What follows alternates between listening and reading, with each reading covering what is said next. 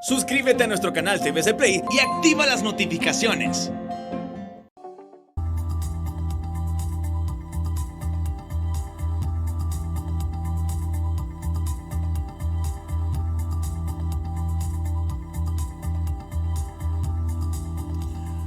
Hola, ¿qué tal? Es un gusto saludarles. Qué bueno que está con nosotros en Al Banquillo. Vamos con otra importante entrevista sobre temas que están permanentemente en la discusión pública. Nuestro compañero y amigo Rosendo García continúa de vacaciones, pero estamos aquí para seguir dialogando con los personajes que hacen noticia. Y bueno, como hemos venido reiterando desde Al Banquillo, el objetivo es sí, un programa informativo, pero también un programa de carácter más didáctico, de formación cívico-ciudadana, que es al final lo que pretendemos desde los medios de comunicación y desde espacios como este. Está con nosotros hoy el doctor Efraín Díaz Arribillaga, alguien a quien cada vez que entrevisto dejamos importantes aportes a la sociedad sobre diversos temas. Doctor, qué gusto saludarlo, bienvenido al Banquillo. Muchas gracias, gracias por la invitación. Me siento muy contento de estar con usted, compartir esta noche en este programa. Bueno, como bien dijo usted, reflexiones sobre el país, sobre lo que pasa realmente en Honduras. No es el mejor momento para el país. Hemos tenido momentos muy difíciles en las últimas décadas, pero creo que estamos viviendo momentos trascendentales, momentos en que la sociedad debe decidir si se involucra o no en algunas actividades de tipo social, política, económica, empresarial, en beneficio del país. Ya quedarse al margen no es una opción para los hondureños en esta etapa. Doctor, ¿lo comparte usted? Claro, definitivamente. Yo pienso que la democracia es participación. Creo que uno de los aspectos más importantes de una sociedad democrática es el papel de los ciudadanos en la construcción democrática de un país. Y por lo tanto no podemos ser personas pasivas frente a lo que pasa, sino que activas. Sí. Y eso quiere decir actores que tienen un papel que jugar en lo que pasa y no pasa en nuestro país. Estamos, como bien lo dice usted, en marco de una crisis sanitaria de grandes proporciones, un contagio que está fuera de control, hospitales rebasados, casi al borde del colapso, una vacunación que avanza a cuentagotas, y después en medio tenemos una crisis económica todavía mucho más difícil, debido pues no solamente a la pandemia, sino que también a todos estos efectos naturales que tuvimos en noviembre del año pasado, la crisis fiscal que venimos arrastrando, que cada vez se va poniendo mucho más complicada. Entonces sí, el país se encuentra en un momento muy difícil que requiere, por supuesto, la participación de sus diferentes sectores del país, y en medio de eso, pues tenemos una elección general ya a las puertas, a 4 meses. En noviembre estaremos celebrando, esperamos que así sea, las elecciones generales para elegir a un nuevo gobierno que tendrá la responsabilidad de dirigir el país en los próximos 4 años. Así que son momentos interesantes, pero son momentos de dificultad, con desafíos importantes que hay que resolverlos, hay que resolverlos con sabiduría, con prudencia, con tolerancia, con seriedad y sobre todo pensando en los mejores intereses de Honduras. Creo que ese es el camino que debemos seguir y la actitud que los diferentes sectores deben de asumir frente a lo que pasa, digamos, actualmente en nuestro país. Usted dijo algo interesante y de eso vamos a hablar más adelante. Vamos en breve a un proceso electoral, ojalá que vayamos, ¿verdad? Ya vamos a ir a eso. Pero si lo que usted ha dicho es cierto y yo lo comparto también, si la democracia es participación, ¿por qué cada vez menos gente quiere participar? Menos gente quiere involucrarse en los principales problemas del país, o por lo menos en aportar a los principales problemas del país. Bueno, mire, en primer lugar creo, Aldo, que hay una crisis de confianza en el país. Creo que el problema de los ciudadanos y la mayor parte de la gente en Honduras es que ha perdido confianza en las instituciones públicas y también en los partidos políticos. Y por eso la gente se ha vuelto muy escéptica y ha dejado de creer en mucho de lo que antes, quizás 40 años atrás, había mucho más expectativas. O sea, si comparamos cuando tuvimos la transición a la democracia, 1980-81, en esas elecciones, la afluencia masiva que los hondureños fueron para hacer ese cambio de años del militarismo, ya sea de forma directa o indirecta, pasar hacia esa democracia. Pero 40 años después, creo que ese proceso se ha venido deteriorando, el proceso democrático se ha venido debilitando, la institucionalidad pública se ha venido también debilitando, el Estado de Derecho mismo y los mismos partidos políticos. Entonces hay una crisis del Estado y hay una crisis dentro de los partidos políticos. Sí. Porque la pregunta es si los partidos políticos todavía son interlocutores válidos entre la ciudadanía y la sociedad y el Estado, ¿verdad? Hay que hacerse esa pregunta, si realmente están representando verdaderamente los intereses que la población depositó en ellos al momento que los eligió o no. Son preguntas que uno tiene que hacerse para un poco hacer una valorización del sistema político electoral que estamos viviendo en este momento.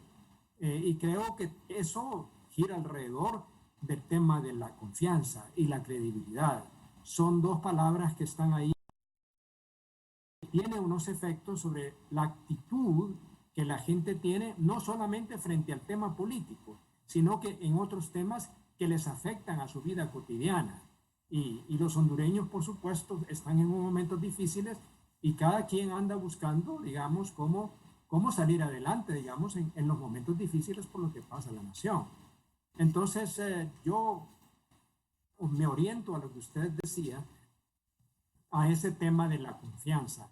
Si no hay confianza en las instituciones, si no hay confianza en los partidos políticos, si no hay confianza en los diferentes liderazgos, llámese liderazgos políticos, sociales o del sector privado, entonces tenemos un problema que hay que resolver. Y cómo devolvemos esas condiciones de confianza y credibilidad a toda la institucionalidad que el país tiene para que pueda funcionar mejor. Un gobierno que no sea un gobierno opaco, sino que un gobierno abierto y que propicie precisamente la participación ciudadana, que para mí es la base fundamental de una democracia. Y esa crisis de confianza y credibilidad a la que están sometidos ya los diversos sectores, ¿verdad? Los diversos sectores, ya nadie cree en nadie.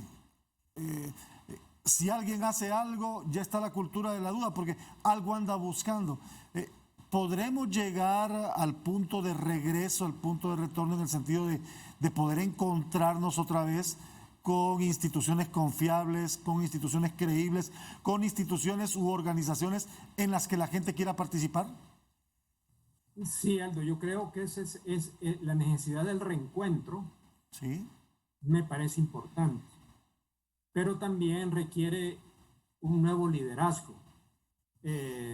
Eso que usted está planteando y la necesidad de la unidad nacional, del reencuentro de nosotros mismos los hondureños para construir un nuevo país, requiere un cambio de dirección en el país.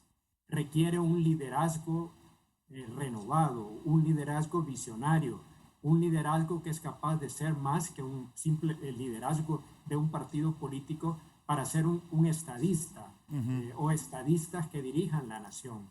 Y eso es lo que ha estado faltando. Si usted ve, por ejemplo, cuál ha sido uno de los grandes problemas de la crisis sanitaria, la falta de crear una unidad nacional frente a un tema, frente a una amenaza, frente a una crisis muy profunda que afecta a una cantidad de familias y hondureños a lo largo y ancho del país, que sufren y padecen calamidades de distinta naturaleza.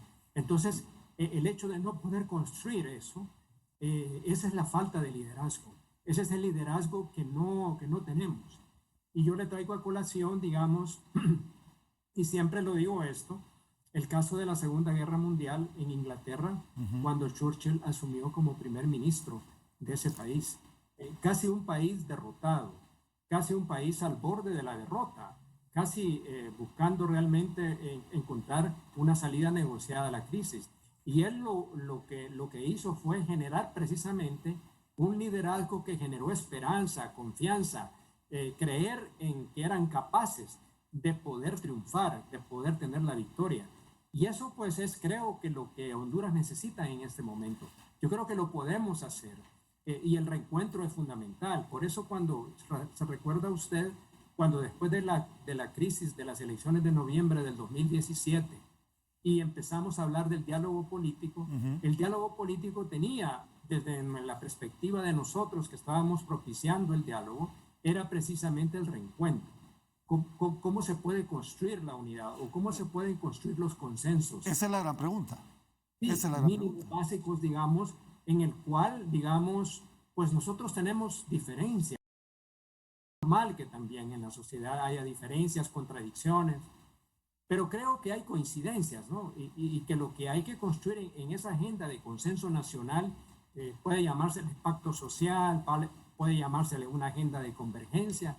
Lo que tenemos que buscar, cuáles son los puntos de coincidencia que son necesarios para construir, para regenerar, para salvar la nación en un momento de una difícil situación.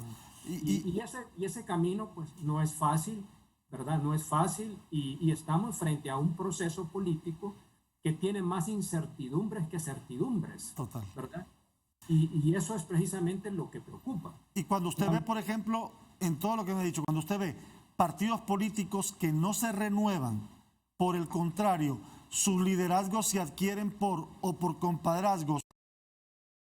¿Recuerda usted que en el Partido Liberal se puso muy de moda hace ya muchos años el de los bebesaurios? Que los hijos de los líderes eran los que asumían el control del partido. Eso está pasando en todos los partidos políticos ahora. Parece que se entrega la estafeta por herencia, no por meritocracia, no por calidad de liderazgo. Sí, indudablemente que eso es lo que volvemos a lo que le decía yo a usted, de que uno de los problemas, no tanto la de la democracia en sí, sino que el sistema de los partidos es precisamente eso, la falta de democracia interna dentro de los partidos. Porque los partidos han ido a elecciones primarias, pero no necesariamente esos procesos primarios han contribuido a renovar liderazgos y a profundizar, digamos, la democracia interna de tal manera de que desde esos partidos realmente se renuevan, cambien y que puedan realmente ser espacios de participación y también generar la confianza en el electorado de que realmente hay salidas y que hay alternativas para el país. Yo creo que eso es lo que hay que ir construyendo. Estamos a 4 meses de esas elecciones y creo que una de las grandes tareas de los que se perfilan como los con mayores posibilidades para ganar las elecciones tienen que crear precisamente las condiciones de ese nuevo liderazgo que Honduras necesita. Sí. Más que nunca el país lo requiere. Ya el liderazgo que hemos tenido, para mí, Aldo, ha fracasado. Ha fracasado en todo sentido. En todo esto que estamos hablando, ese liderazgo no ha podido ni construir la unidad nacional, ni ha podido lograr el reencuentro de los hondureños, ni mucho menos crear confianza y credibilidad. Entonces, todos esos factores han contribuido también a que la crisis sanitaria que tenemos no haya podido ser enfrentada, digamos, con propiedad, con competencia, digamos, con una visión concreta. Entonces, yo digo que ese es el problema que está ahí. Entonces, pero eso, ¿quiénes lo pueden hacer? ¿Quiénes lo pueden renovar? Somos nosotros los ciudadanos. Los ciudadanos, sí. De eso vamos a seguir hablando. Voy a ir a una pausa, doctor, pero regresaremos. Estamos al banquillo. El doctor Efraín Díaz Arribillaga, nuestro invitado hoy. Volvemos.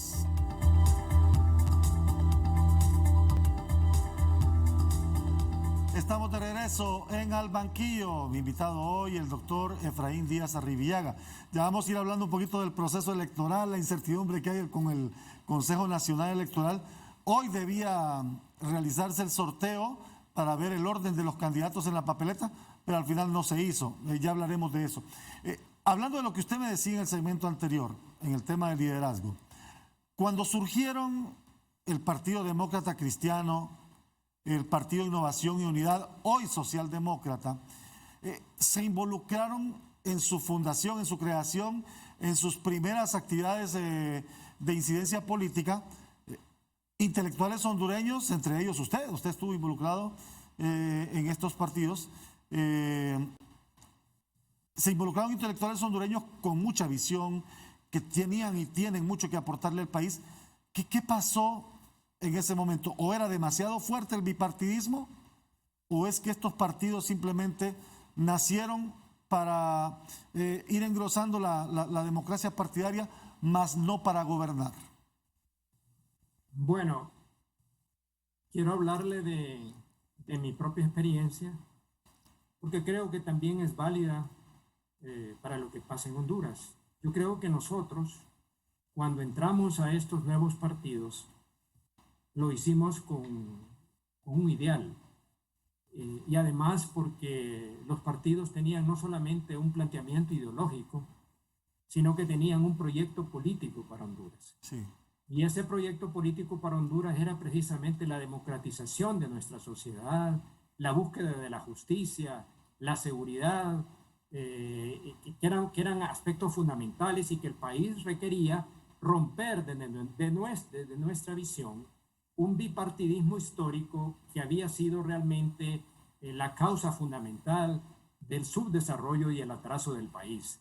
Que eso es un hecho histórico que no podemos negar sin reconocer de que hubo momentos en ese recorrido histórico que hubieron avances y reformas que desafortunadamente no se concluyeron, ¿verdad?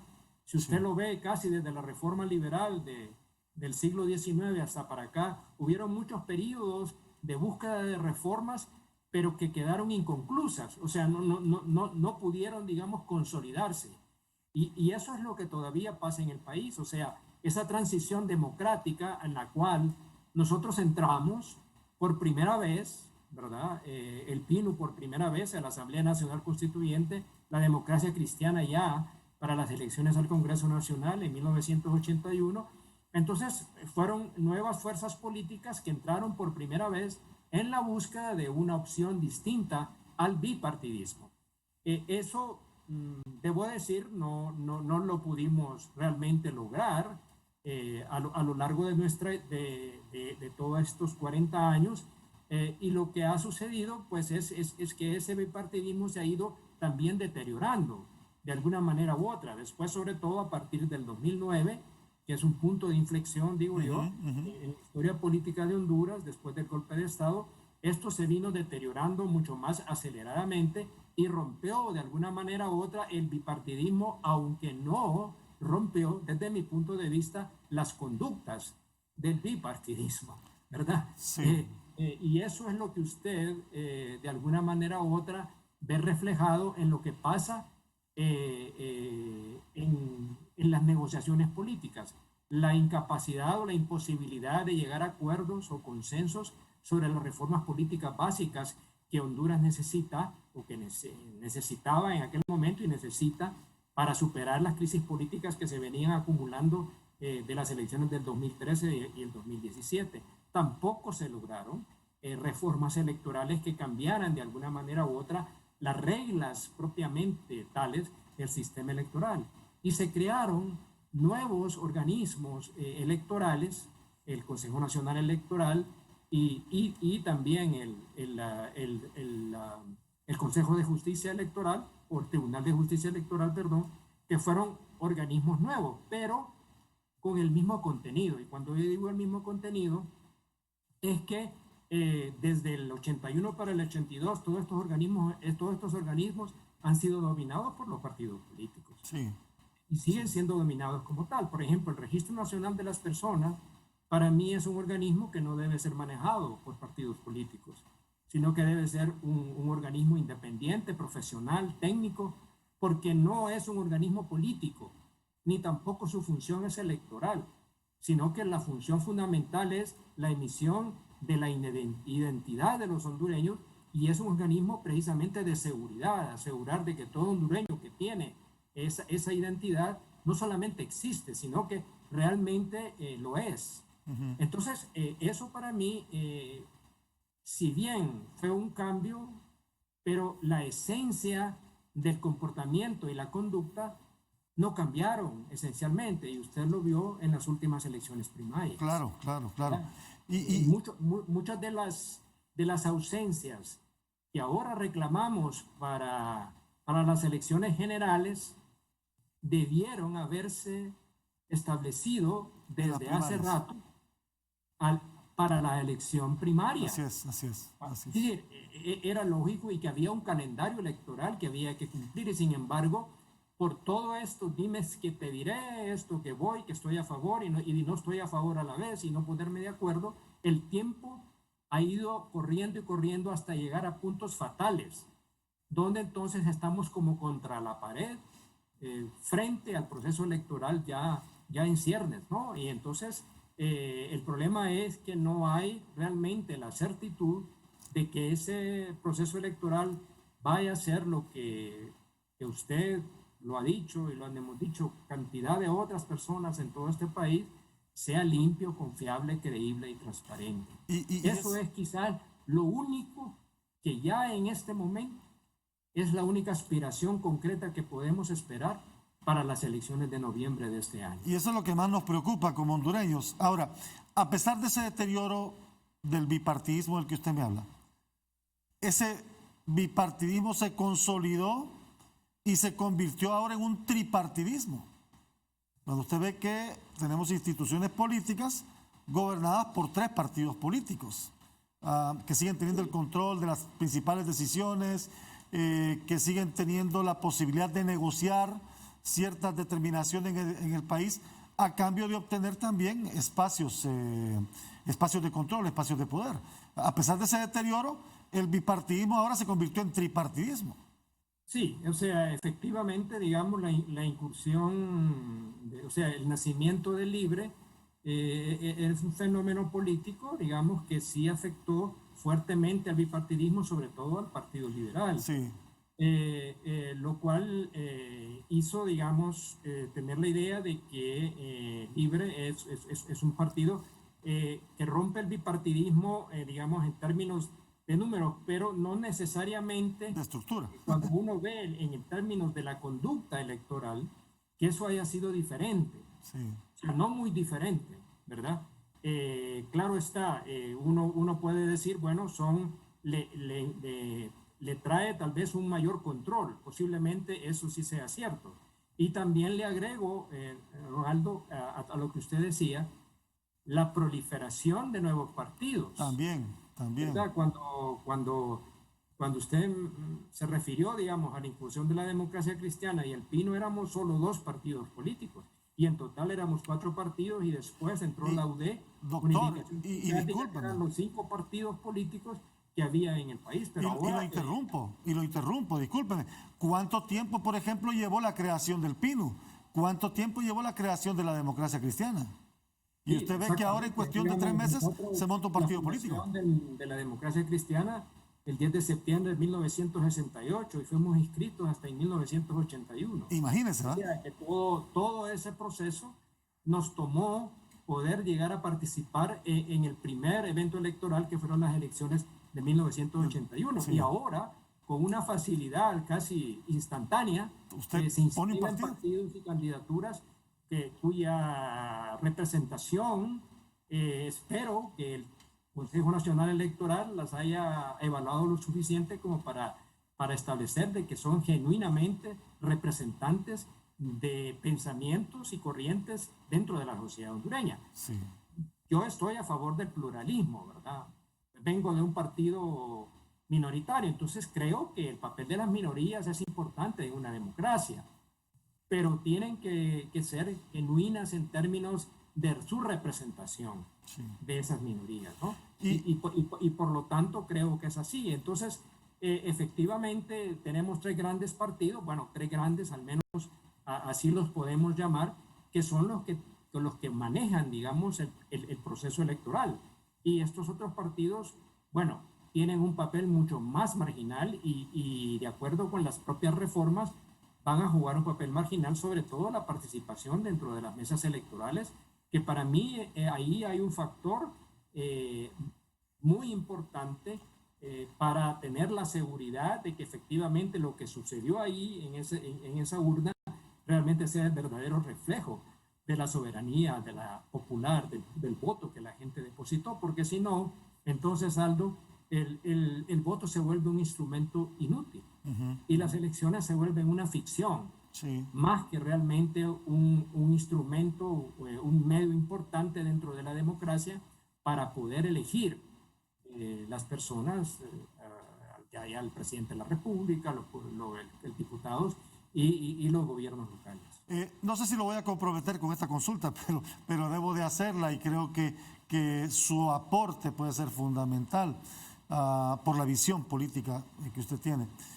Hoy en día, partidos como la Democracia Cristiana, como el PINU, la UD, que vino después, y que constituyen esos tres históricos dentro de los emergentes o minoritarios, como le quiera llamar la gente. ¿Cuál es el rol que juegan? ¿Mantienen esos ideales? ¿Siguen cimentados en esos ideales de sus fundadores? ¿O por el contrario se dejaron absorber por ese control político que manejan ahora los partidos mayoritarios? Sí, voy a hablar por la Democracia Cristiana, ¿verdad? Porque no, bueno, puedo también hablar por el PINU, aunque sí, no sé. puedo decir que bueno, aunque no soy perteneciente al PINU, pero conozco más o menos su trayectoria. Creo que al menos el PINU se ha mantenido bastante consecuente, digamos, en su caminar. Si bien no ha podido lograr el volumen electoral que uno hubiera querido, hubiera pensado, pero al menos han sido consistentes en eso. En el Partido Demócrata Cristiano creo que, y esto es una crítica, una autocrítica también, creo que el partido perdió su identidad. Y perdió su identidad porque llegó un punto en la historia nuestra que se planteó una dualidad, Aldo. Había una crítica a un grupo de la gente que decía que nos habíamos ideologizado y que habíamos perdido la ruta del pragmatismo político, ¿verdad? Y que el pragmatismo político, ¿qué es lo que significaba? Bueno, negociar con el poder y obtener cuotas de poder, aunque realmente no necesariamente eso quiere decir. Yo no niego que en política hay que ser pragmático, pero no olvidar los orígenes, no olvidar, como lo ya decía al principio, por qué entro a la Democracia Cristiana, porque había un ideario y había un proyecto político que yo me sentía identificado con ese proyecto como que podría ser el proyecto que transformara, digamos, el país. Sin embargo, eso se ha perdido. Sí. El partido se ha desdibujado, desafortunadamente. Se ha vuelto, digamos, marginal y demasiado próximo al Partido Nacional. En algún momento, debo decirle, se planteó esta posibilidad de la alianza. Yo era presidente del partido en 1986 y la Organización Demócrata Cristiana de América nos planteó como un primer paso el acercamiento al Partido Nacional. En ese tiempo el candidato era el licenciado Rafael Leonardo Villegas. ¿Por qué? Porque era un proyecto a nivel continental muy parecido. Usted se recuerda lo que pasó en República Dominicana, digamos, el partido de Joaquín Balaguer. Sí. Como un partido pequeño, demócrata cristiano, que existía en República Dominicana. En Costa Rica, igualmente, el Partido Unidad Social Cristiana. Fueron proyectos de unidad, ¿verdad? Pero ahí había un contenido en esos partidos de democracia cristiana, pero en Honduras no pasó eso. No, realmente eso no sucedió. Entonces debo decir, con bastante tristeza, de que la DC no es nada parecido a lo que la DC se inició. O sea, ya no nos representa, digamos, los ideales, las aspiraciones de quienes hemos formado parte de la democracia cristiana. Y en mi caso, que fui diputado por el partido y fui candidato presidencial en 1989. Entonces, y cuando usted entraba a las elecciones, que sabía que no iba a ganar algo, lo que lo motivaba a luchar en esas elecciones era la continuidad del proyecto político. Y esa fue la decisión mía al momento de aceptar la candidatura presidencial de 1989, aunque sabíamos que no teníamos realmente posibilidades reales de ganar, pero sí la continuidad del proyecto político. Y eso creo que también nosotros hicimos unas contribuciones importantes a la democracia, a la hondureña inicial, digamos, por lo menos en las primeras 2 décadas de la vuelta a la democracia. Bien, voy a ir a la pausa, doctor. Regresamos en breve, ¿le parece? Para que sigamos dialogando. Estamos con el doctor Efraín Díaz Arribillaga, aquí en Al Banquillo por TSI. Memoria Viva es presentada por Óptica Popular. Desde 1966 mirando hacia el futuro y resaltando los valores 5 estrellas. Dionisio de Herrera. José Dionisio de la Trinidad de Herrera y Díaz del Valle nació un 9 de octubre de 1781 en Choluteca, Honduras, y murió el 13 de junio de 1850 en El Salvador a los 69 años de edad. Dentro de sus logros destacan ser el primer jefe de Estado de Honduras, haber creado la primera división política, establecer el primer escudo de armas nacional y haber promulgado la primera constitución política de la República. Además de influir grandemente en la formación y educación de su sobrino político Francisco Morazán, otro de los próceres que esta tierra tuvo el honor de poseer. Memoria Viva fue presentada por Óptica Popular desde 1966 mirando hacia el futuro y resaltando los valores. Estamos de regreso al banquillo. Hoy el doctor Efraín Díaz Arribillaga. Hemos estado hablando mucho de historia política, de la situación que vive el país, el impacto que esto tiene a nivel de la ciudadanía, la crisis de confianza, crisis de credibilidad, crisis de liderazgo. Y parece que es la de nunca terminar y cada cosa le va sumando a este gran muro que cada vez es más alto. Tenía que llevarse a cabo hoy el sorteo del Consejo Nacional Electoral para que las 14 candidaturas presidenciales conocieran su orden en la papeleta. En horas de la noche, ayer el CNE dice, no, se suspende, hasta nuevo aviso. ¿Qué le parece eso?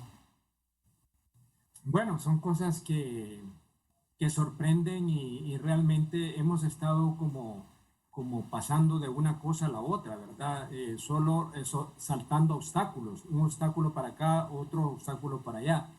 Y ahí me parece que lo que hace falta es la transparencia del proceso, pues. Si tocaba hacerlo, ¿por qué no se hizo? ¿Cuáles fueron las razones fundamentales para no hacerlo?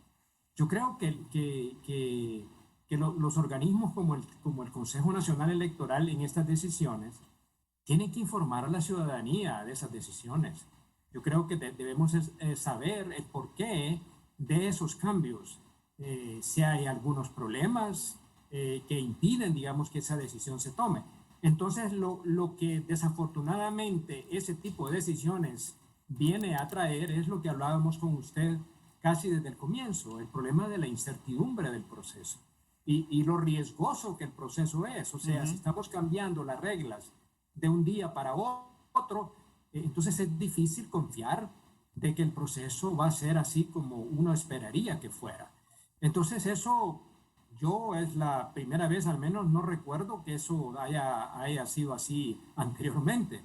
Pero bueno, este proceso parece bastante atípico en términos de su evolución, su desarrollo y de la manera como está siendo conducida, digamos, por las actuales autoridades electorales. ¿Será producto de las presiones que pueden surgir desde el propio organismo electoral para el tema financiero?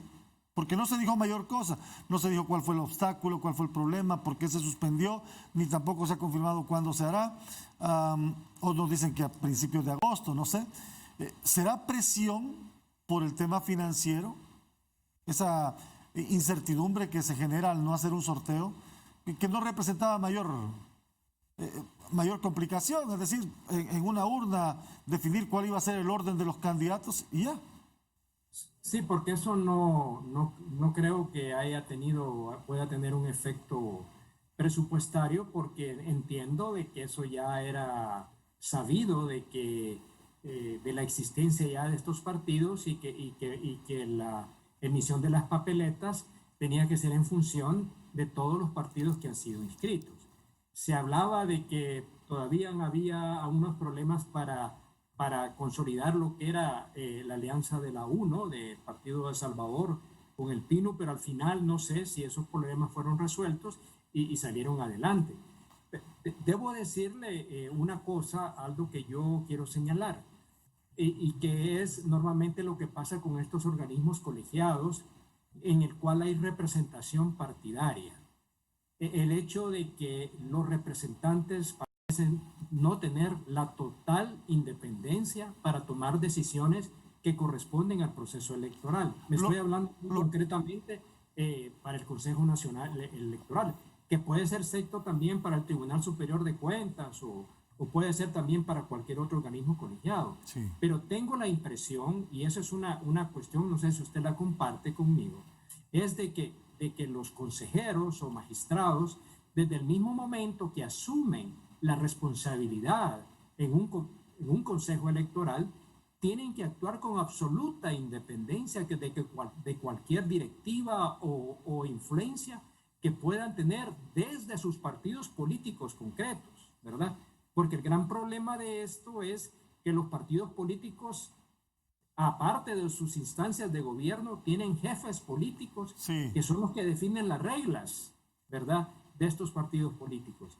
Son los procesos no formales que ahí están y que son los que tienen el verdadero, el teje y maneje de todos estos organismos mismos y de los mismos partidos políticos.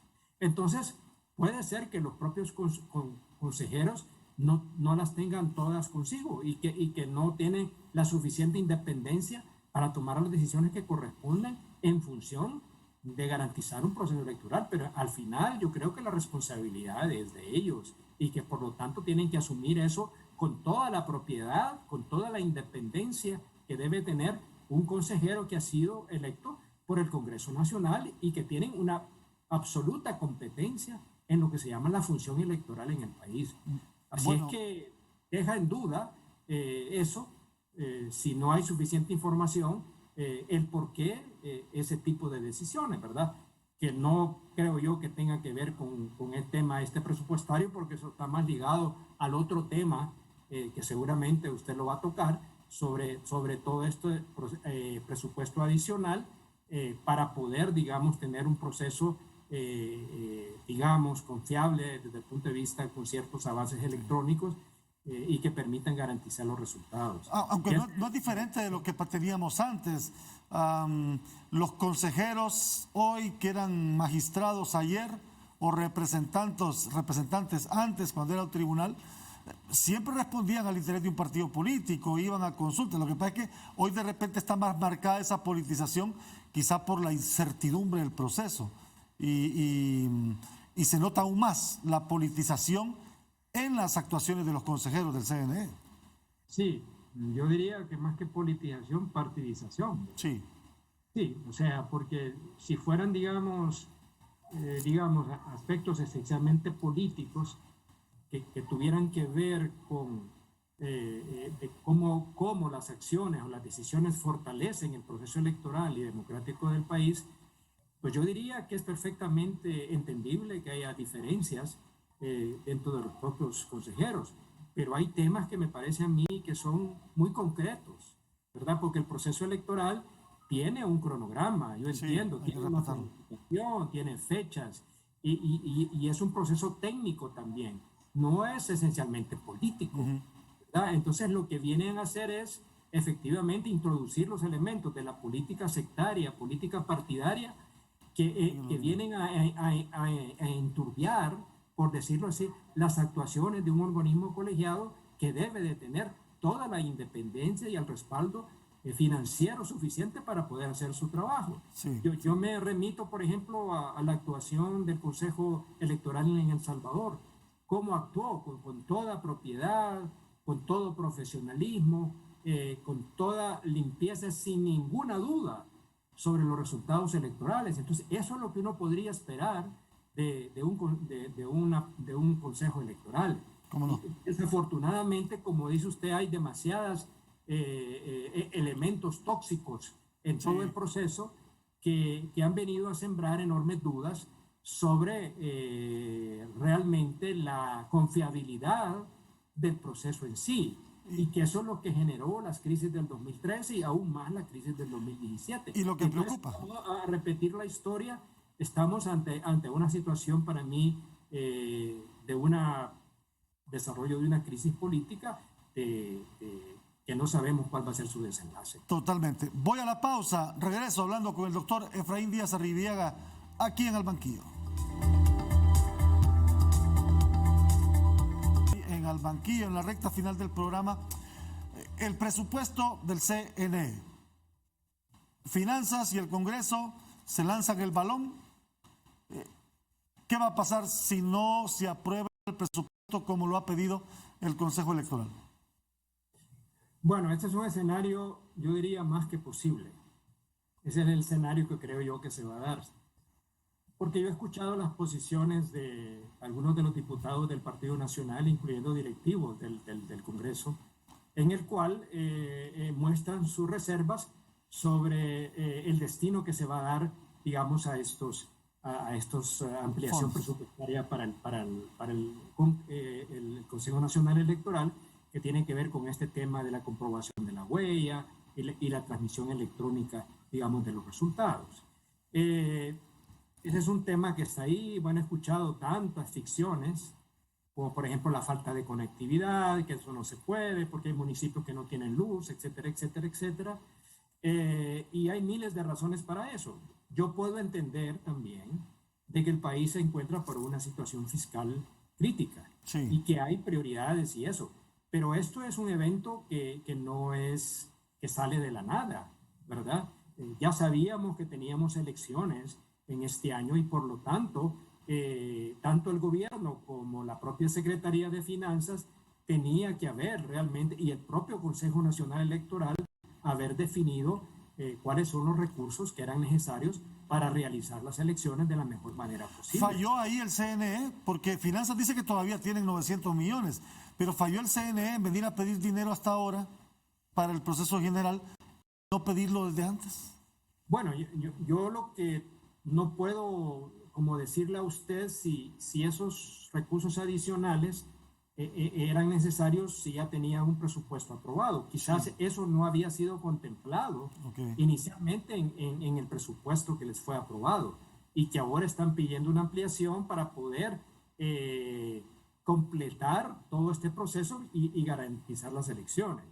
Yo digo que si estos nuevos elementos que se están planteando para una ampliación del presupuesto que ha pedido el Consejo Nacional Electoral pueden servir para tener una garantía de que los comicios van a ser limpios y creíbles, bueno, es un gasto que es una inversión en función del fortalecimiento democrático, la credibilidad del país y sobre todo, me parece lo fundamental es la confianza que puede crear en los ciudadanos para que no sintamos que nuestro voto se vuelve como inútil, pues, porque yo voté por algo y salió otra cosa, yo esperaba un resultado y se tuvo otro.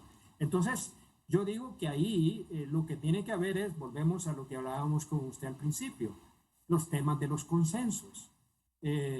No hay acuerdos entre los partidos políticos porque tienen visiones distintas y las visiones distintas tienen que ver pensando nada más en los resultados electorales. Si esa decisión me va a perjudicar y me va a impedir ganar, ¿verdad?